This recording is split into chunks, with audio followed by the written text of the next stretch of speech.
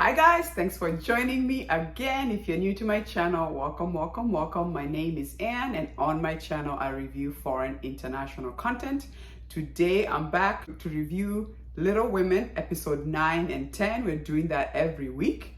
And oh my god, once again, such exciting episodes and the amount of information and action. Oh, I love it. I just love how fast this show is moving and just absolutely enjoying it.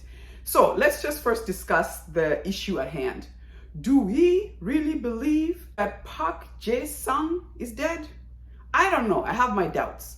And here's my doubts. First, in the fact that we know we can make someone disappear. Choi has been able to make someone disappear. So who's to say Park Jae-sang had to leave after that dangerous video was leaked when he was in the middle of his press conference? So who's to say he's really dead? For all we know, he could be out there in Japan with Yoreen. So that's what I'm thinking. That's the first thing. Second of all, if he's really dead, well, we know the Jogren society is when we need you to die, you need to die for the cause, right? And then when you do die, you get the blue orchid in your hand, which would make sense. When we saw his body, there was a blue orchid on there. And my thinking is he needs to get out of there. I mean, he won. I was thinking, you won. Why would you be committing suicide now? But maybe the Jogren society is thinking you are way too much damage. We need to get rid of you because if this continues, all of us are going down and there is no way we allow that. So for that reason, take your sword, take your blue orchid and die for the cause. And I'm assuming Sang-ah, the wife, is the one who's gonna take over as the mayor because the husband won. So if the husband won, she could easily be like, well, then I will serve the people. And that's how she comes into power, like she's always wanted to. Anyway, this whole time it was Sang-ah's scheme anyway to become the mayor and even to go further and become the president. So that's my two theories. Let me know, but I'm thinking this dude could still be alive because why kill him? We could just make him disappear. And then, Sang-ah can take over and it's good to go. Because really, the mortician, although they had the body, who's to say the mortician was not paid off and he can lie there to look like he's dead. And he could be dead. Maybe he is dead and he's taking one for the team because there's no way they're gonna now investigate more when somebody is dead. It would look kind of insensitive, which by the way, I hated the fact that, In-kyung is on a roll and she is coming on TV and she's like, rap, how about this? And how about this? And he did this and he did that. And then when they say he commits suicide, they pan to her like, what do you have to say now? Do you think that maybe you releasing this information, these videos of him killing Wang Sang-wo, that was crazy, right? The way he killed him with the rock over and over, I was like, wow. And then they pan to her and it's almost like, do you think the videos that you put out about Park Jae-sang is the reason why he killed himself? And I'm like, what? Wait a minute. He committed the murders himself.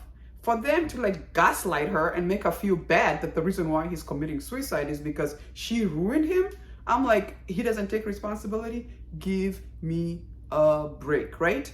And first of all, I gotta discuss the fact that people watch the live video of him killing someone and they go and vote and he wins.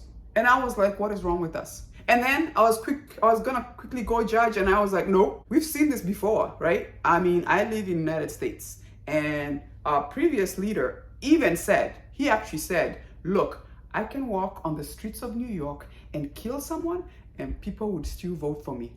Ooh, what is wrong with us? I think as people, we just vote based on emotions and never facts or don't wanna look into it. And then you elect someone and then you're just stuck like, oh my God, we created a monster. Yes, you did. Because let's be honest, if he had stayed alive, if he's still alive or his wife takes over, they're not there for the people. It's there for their money. Like Wang Sang-woo said, you ran the banks down when they would not give you the permits. And we found out that's the reason why he had been locked up there, because he was gonna let out the truth, and I guess about the murders, and that's why he stayed up there being locked up. That was very interesting to find out. But and by the way, now we know who is behind the blue orchid. Did you see that? I was like, oh my gosh, that guy in the crowd is the same guy in that institute In-kyung went to interview. And then we saw on the preview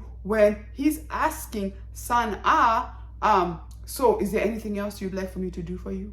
I was like, oh, he's been behind the whole time. He's been here the whole time. He's the one who's protecting the whole Jogren society. And he was willing to do an interview with In-kyung, almost like, let me control the storyline, right? Because he told us about General Won and what he did and how he was a philanthropist and how this blue orchid came to be. Like, wow, I guess now we know who's behind that blue orchid. Oh, and then In-ju. All right, so In-ju, here we were like, when we came to episode 9, she's about to get her money, her passport, and she's gonna go to Greece. Choi was gonna go hide her out there. And then obviously they find out that their sister In-hae is missing. And by the way, that was interesting, the fact that they had planned all that. I was wondering, how did Sung-ah figure out that the girls were about to run away to Japan, right? Now, I'm happy that she let them go, but we all know that's just temporary. She will always keep an eye on her daughter, Yorin, because there's no way she would let her just be out there. And remember, she said, look, don't worry, the way I raised her, I'm used to tucking her in. She's used, almost like she's used to the soft life. She'll be back in 4 months. There's no way she can survive. So I'm not worried about her, okay? And I'm always gonna keep an eye on her. I was like, oh my God, Yorin, almost sounds like the only way you're safe is when your parents are not on this earth. But as long as they're on this earth, I don't care if you're 50 years old, they're on 60 years old, they'll probably always be controlling you, which is very, very sad. So it'll be interesting to see what happens there. And by the way, okay, so we find out the reason why she's cuckoo or crazy is because her mom was the one who was locked up all those years up there in that room where she locked up In-hae. I was like, wow. And then clearly she was traumatized by that and is doing the same thing to her daughter. Like, let's just continue the generational curses, right? Like, girl, just crazy. And then In-kyung, I have to say, I was very proud of her. I did not think she would pull it off with the whole reporting. I was like, I always thought that he was always gonna be one step ahead of her, but how smart was that? And obviously with the help of Choi and the father, that whole scheme where it made it look like, you know, he just wanted his mom, they were gonna fly out of the country, and that was it. And Park Jae-sang was gonna go get his dad.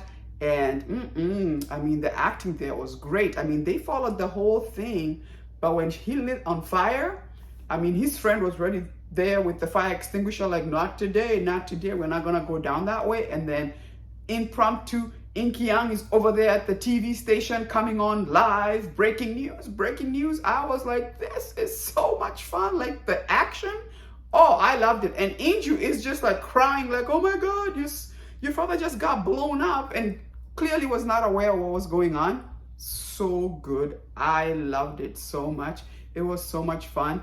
And by the way, In-kyung and Jog-ho, I thought it was interesting how he confesses to her and she's like, oh, you're too calm and collected. I thought when you're in love, your heart's supposed to be racing and you're not that. Almost like, I don't love you. And I was like, what do you base being in love out of? Hollywood? Reading fairy tales? Come on. I'm like, that's what you need. Cool, calm, and feeling safe. He's your safe spot, right? And I was so glad that when they all got kidnapped and all that stuff was going on, that when they finally got back together, she came to the fact that this guy is my guy, right? Like, she came back to her senses. That was so cool to watch. But oh my God, I love episode 9 and 10. And I have to say, this is how they should do shows. Like, look, stop stringing us along. Just give us information. And by the way, this is done in 12 episodes. Next week is finale. We got 11 and 12, and that's it. Moving forward, I may not want to watch more than 12 episodes. Like, Come on, stop giving us 16, 20 episodes. Just let's get to business. Here's information. Here's what's going on.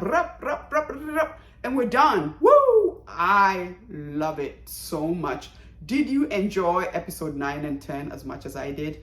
And I don't know, but tell me in the comments, do you really think he's dead? Can we believe he's dead, or is he out there somewhere hiding and his wife has to take over because they always have to protect the Jogren society? I'm sorry, but woo, 9 and 10 was fun. I really enjoyed it. But anyway, as usual, I'm always grateful to hear what you guys thought in the comments. Let me know. If you do like my video, give me a like, subscribe. It does help to support my channel. See you next week. Finale. I cannot wait to see how they wrap this up and how this ends. But so far, the ride has been so much fun. Oh, just love it. Just absolutely love it. See you next week. Deuces.